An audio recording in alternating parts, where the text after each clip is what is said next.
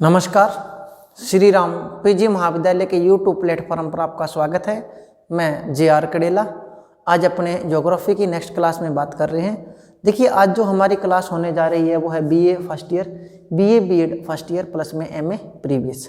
देखिए, तीनों में हमारी फिजिकल ज्योग्राफी की बुक चल रही है और एमए में हमारा एक पेपर होता है जियो मार्फोलॉजिकल बुक, भू आकृतिक भूगोल, उसमें का टॉपिक चल रहा है। देखिए, हम पीछे जो हमारा टॉपिक चल रहा था उसमें हम बात कर रहे थे प्लेट टेक्टोनिक सिद्धांत पर। प्लेट टेक्टोनिक सिद्धांत, प्लेट्स जो है, प्लेट विवर्तनिक जो सिद्धांत है उसके बारे में अपने बात चल रही थी। तो सबसे पहले मैंने आपको कल बताया था कि प्लेट जो शब्द है, प्लेट मैंने धरातल के नीचे जो बड़ा दृढ़ भूखंड है उसको प्लेट शब्द दिया टूजो विल्सन ने।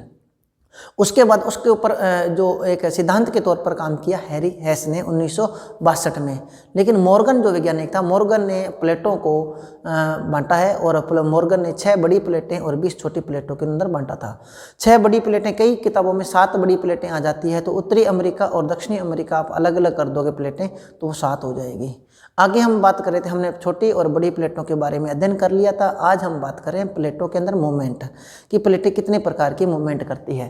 तो सबसे पहले बता देते हैं। देखिए, 3 प्रकार की प्लेटें आती है। सबसे पहले हमारी प्लेट है अभिसारी,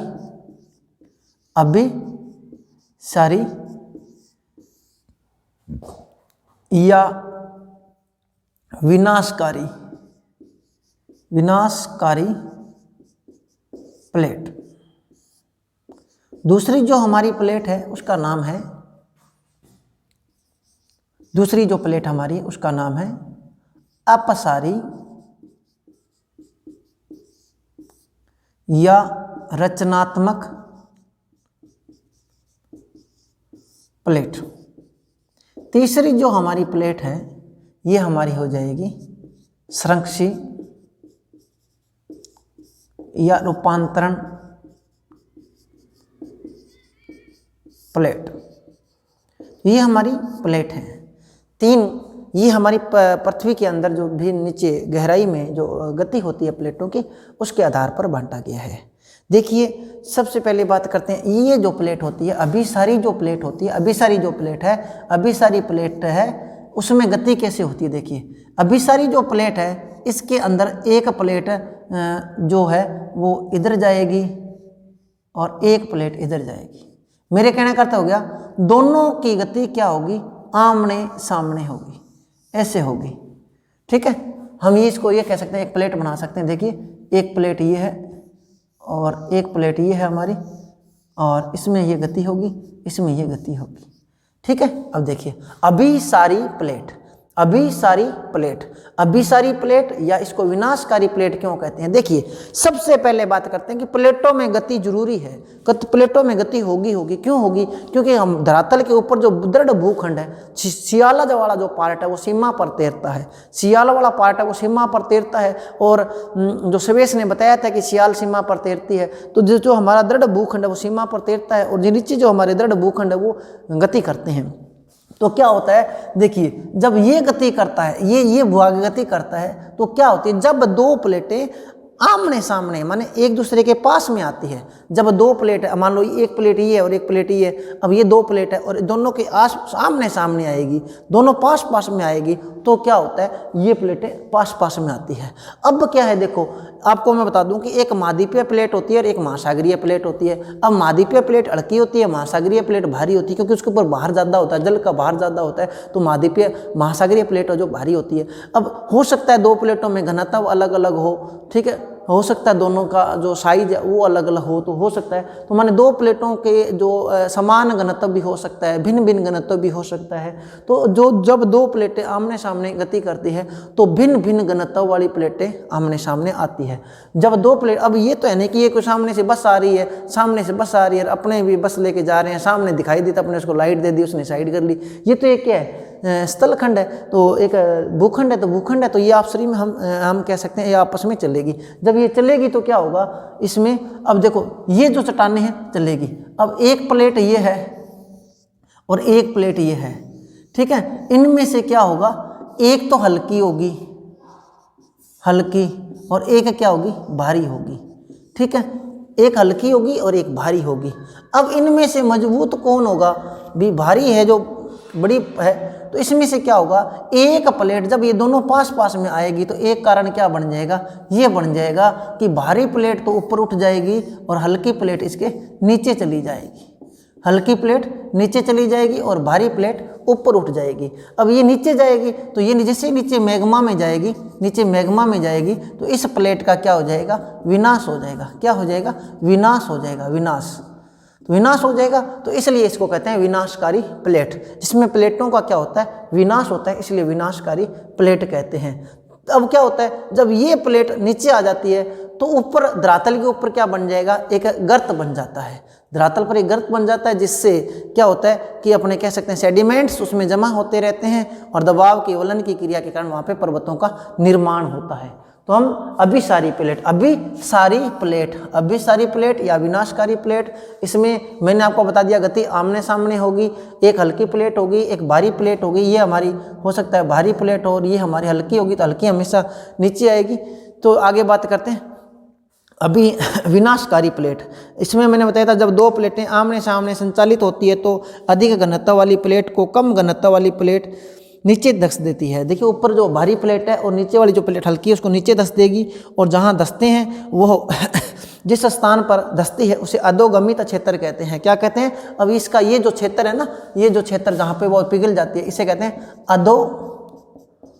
अधोगमित क्षेत्र। अधोगमित क्षेत्र कहते हैं इसको, अधोगमित क्षेत्र कहते हैं। तो ये अधोगमित क्षेत्र हो गया, या हम कह सकते हैं सबस्ट्रेटम जोन हो गया, सबस्ट्रेटम जोन हो गया, जहाँ पर प्लेट का क्या हो जाता है, विनाश हो जाता है, और इसे विनाशकारी प्लेट का किनारा कहते हैं। ऐसी प्लेटों में अभिसारी प्लेट की उपमा दी जाती है। अभिसरण 3 प्रकार से हो सकता है। अब अभिसरण क्या हो सकता है, ये 3 प्रकार का हो सकता है। अब हम बात करते हैं अभिसरण 3 प्रकार से हो सकता है। देखिए हम बात करते हैं अभिसरण 3 प्रकार से हो सकता है। एक तो महासागरीय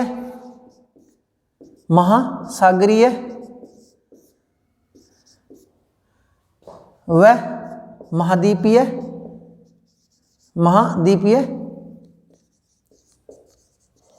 प्लेटों का अभिसरण हो सकता है। एक हो सकता है महासागरीय,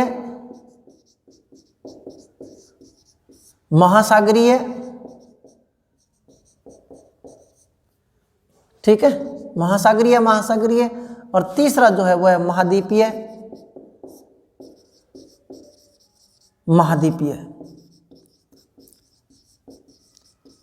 देखिए अभिसरण जो हो रहा है वो 3 प्रकार से हो रहा है।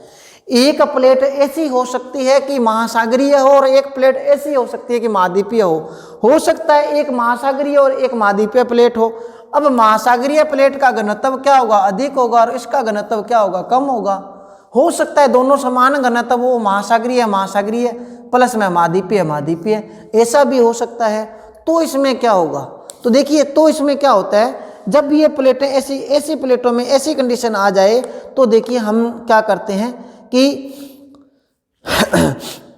देखिए जब एक अभिसारी प्लेट के अंदर एक महाद्वीपीय प्लेट होती है, एक, ठीक है। अब देखिए ये इसका घनत्व अधिक है, इसका घनत्व कम है, लेकिन अब एक महाद्वीपीय प्लेट होती है और एक महासागरीय प्लेट होती है। जब एक अभिसारी प्लेट में एक महाद्वीपीय और दूसरी महासागरीय हो तो महासागरीय प्लेट भारी होती है, अभी मैंने बताया था भारी होती है, और इसका घनत्व अधिक होगा। भारी होने के कारण महाद्वीपीय प्लेट के नीचे अधिगमित हो जाती है, जिससे गर्त का निर्माण होता है एवं उनमें अवसादों का निरंतर जमाव होता रहता है।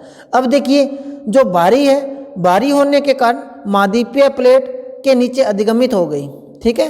अब ये क्या महाद्वीपीय प्लेट के नीचे हो गई। अब क्या होगा, अब ये होगा कि महाद्वीपीय प्लेट हल्की है, महाद्वीपीय प्लेट हल्की होगी। ये महाद्वीपीय प्लेट का घनत्व अधिक था, तो जैसे ये तो था महासागरीय प्लेट, ठीक है। और एक ये है महाद्वीपीय प्लेट। अब महाद्वीपीय प्लेट और महासागरीय प्लेट आ रही है, इसका ये भारी प्लेट है, भारी है, या इसका का घनत्व जो है वो क्या है, अधिक है, घनत्व अधिक है। अब एक बात ध्यान रखना, जो घनत्व अधिक होता है या जो चीज़ बड़ी होती है वो छोटे को उठा सकती है, छोटा थोड़ी ना उठा सकता है। तो ये जो छोटी प्लेट होती है ये हल्की होती है, इसका घनत्व क्या होता है, कम होता है। तो अब जब इनमें आपस में टक्कर लगेगी, जब इनमें आपस में टक्कर लगेगी तो इसकी लोकेशन क्या आ जाती है, इसकी स्थिति क्या आ जाएगी, महासागरीय जो प्लेट है वो ऐसे नीचे चली जाएगी और महाद्वीपीय प्लेट ऊपर उठ जाएगी। हल्की होने के कारण ये छलांग अपने कह सकते हैं जंपिंग प्रक्रिया से ये ऊपर आ जाती है। तो ये होगी महाद्वीपीय प्लेट। और ये क्या हो गया, महासागरीय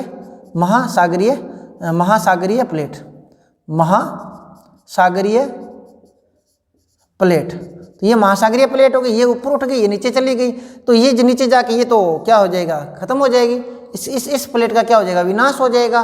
और महाद्वीपीय प्लेट जो ऊपर उठती है, देखिए अधिगमित हो जाती हैं, महाद्वीपीय प्लेट के नीचे अधिगमित होते हैं, जिससे गर्त का निर्माण होता है और उनके अवसादों का निरंतर जमाव व अवलन पड़ने से मोड़दार पर्वतों का निर्माण होता है। अब देखिए क्या होता है, जैसे रॉकी है और एंडीज पर्वत है, उसमें क्या होता है, उसमें देखिए रॉकी और एंडीज जैसे है वो पर्वतों का निर्माण होता है। इसमें क्या होता है, अधगमित क्षेत्र में पिघला हुआ मैग्मा जो होता है भूप्रपट्टी के नीचे ज्वालामुखी क्रिया करते हैं। ठीक है, अब क्या हुआ, ये जो है ये मैग्मा में कन्वर्ट हो गई। ये जो प्लेट है वो मैग्मा में कन्वर्ट हो गई और ये मैग्मा बनने के बाद ये ज्वालामुखी क्रिया को एक्टिव करता है। ज्वालामुखी क्रिया को क्या करेगा, एक्टिव करेगा। और एक्टिव करने के बाद फिर क्या होता है, जैसे हम बात कर सकते हैं अधोगमित क्षेत्र में पिघला हुआ जो मैग्मा है वो भूप्रपट्टी को तोड़कर ज्वालामुखी निर्माण करते हैं। जैसे हम बात कर सकते हैं अमेरिकी प्लेट का पश्चिमी जो किनारा है, अमेरिकी प्लेट का जो पश्चिमी किनारा है जहां पर्वतों का निर्माण हुआ है, मैंने आपको पहले ही बताया था, जैसे रॉकी पर्वतमाला है या एंडीज पर्वतमाला दक्षिण अमेरिका में है, रॉकी पर्वतमाला उत्तरी अमेरिका में है, उनका निर्माण इसी प्रक्रिया के कारण हुआ है। आगे हम बात करते हैं ज्वालामुखी उद्गार देखने को मिलते हैं एंडीज के अतिरिक्त कई भागों में, जैसे कोटोपैक्सी है, चिम्बरो जो है, जैसे ज्वालामुखी आती है, इसी अतः क्रिया के द्वारा हम समझा सकते हैं। अब आगे दो बात करते हैं दूसरी, देखिए यदि दोनों ही महासागरीय हो, अगर दोनों ही प्लेट क्या हो, महासागरीय हो, यदि दोनों प्लेट महासागरीय हो, तो अगर दोनों प्लेट महासागरीय, जब दोनों प्लेट महासागरीय हो या अपेक्षाकृत बड़े और भारी प्लेट का दशाव हो जाता है, तो हम कह सकते हैं दो है और महासागर भी छोटे मोटे होते रहते हैं, तो उनमें एक छोटा होगा और एक बड़ा होगा, तो इनमें से क्या होगा, भारी जो होगा उसका नीचे दशाव हो जाएगा। परिणाम स्वरूप गर्त और ज्वालामुखी द्वीप का एक श्रृंखला बन जाती है। प्रशांत प्लेट और जापान फिलीपींस आदि प्लेटों में भली भांति से समझा जा सकता है। इसके बाद देखो तीसरी जो प्लेट बन रही है वो है महाद्वीपीय प्लेट। एक प्लेट महाद्वीपीय हो और उसके सामने आने वाली जो प्लेट है वो भी क्या है, महाद्वीपीय है। तो क्या होती है महाद्वीपीय प्लेट। देखिए हमने बात की है महासागरीय महाद्वीपीय प्लेट, ये दोनों स्वभाव अलग है। फिर हमने बात की महासागरीय, दोनों ही महासागरीय प्लेट है, लेकिन एक उसमें भारी होगी और एक हल्की प्लेट होगी। लेकिन जो भारी प्लेट होगी वो नीचे धंस जाती है और उससे पर्वतों का निर्माण होता है, ज्वालामुखी क्रिया को उद्गरित होते हैं। तीसरी जो हमारी प्लेट है वो महाद्वीपीय प्लेट है। कहने का अर्थ हो गया दोनों स्वभाव से क्या होगी, महाद्वीपीय प्लेट होगी। और जब दोनों ही महाद्वीपीय प्लेट होगी, तो देखिए जब दो महाद्वीपीय प्लेटें के बीच में अभिसरण होता है तो अभिगमित क्षेत्र अधिक प्रभावी नहीं होता। भी इसमें क्या है, जब दोनों ही महाद्वीपीय होंगे तो इसमें कोई ज़्यादा बड़ा प्रभाव नहीं होगा, अधिक प्रभावी नहीं होगा। परिणाम स्वतः गर्त और ज्वालामुखी जो आगे हम बात करते हैं अधिक प्रभावी नहीं हो पाता, जिससे ज्वालामुखी उद्गार फूट सके। किंतु उक्त क्षेत्रों में जो भूगर्भीय दृष्टि अस्थिर हो जाती है और कालांतर में मोड़दार पर्वतों का निर्माण हो सकता है। आगे हम बात करते हैं जो हमारा दूसरा जो है, ये तो हमारी देखिए अभिसारी प्लेट के अंदर इतना ध्यान रखना, विनाशकारी प्लेट या अभिसारी प्लेट है उसके अंदर ये महासागरीय महाद्वीपीय प्लेट होती है और इसमें ये निर्माण होगा। आगे हम बात करते हैं अपसारी प्लेट। अपसारी प्लेट के ऊपर हम बात करते हैं अपसारी प्लेट। अप का अर्थ होता है अप से बना लो हप, बहुत बार बताता हूँ हप। हप हमें किसे कहते हैं, जब कोई बच्चा शरारत करता है, हप किसको कहते हैं? कोई बच्चा शरारत करता है, जब हम उसको क्या करते हैं, जब भी शरारत करते हैं हम उसको अपने थप्पड़ दिखाते हैं, वो दूर भाग जाते हैं। क्या हो जाते हैं? किसी चीज़ से, किसी के पास खड़े हैं, अपने के दिया हप, तो वो दूर भाग जाएगा। दूर भाग जाएगा माने अगर उसको पता है भी अगर नहीं भागेंगे तो आके पड़नी तो है ही, तो वो जैसे अपने हाथ दिखाते हैं वो दूर भाग जाते हैं। तो इसमें कहने का अर्थ क्या हो गया कि इसमें जब प्लेट एक प्लेट होती है, एक प्लेट, तो ये एक प्लेट है, इसका एक भाग इधर मूवमेंट करता है, एक भाग इधर मूवमेंट करता है, ये कह सकते हैं। या हम ये कह सकते हैं एक ये दो प्लेटें हैं, एक प्लेट इधर जा रही है, एक प्लेट है, माने विपरीत गति होगी। इसमें क्या होगी? विपरीत गति होगी, दोनों एक दूसरे जो है दोनों विपरीत दिशा में जाएगी। और जब ये दोनों प्लेटें विपरीत दिशा में जाएगी तो इसके नीचे जो सीमा वाला मैग्मा है वो बाहर निकल जाता है और उसमें रचना माने धरातल के ऊपर भूदर्शियों की रचना होती है, उसे अपने रचनात्मक प्लेट कहते हैं। आगे हम बात कर रहे हैं,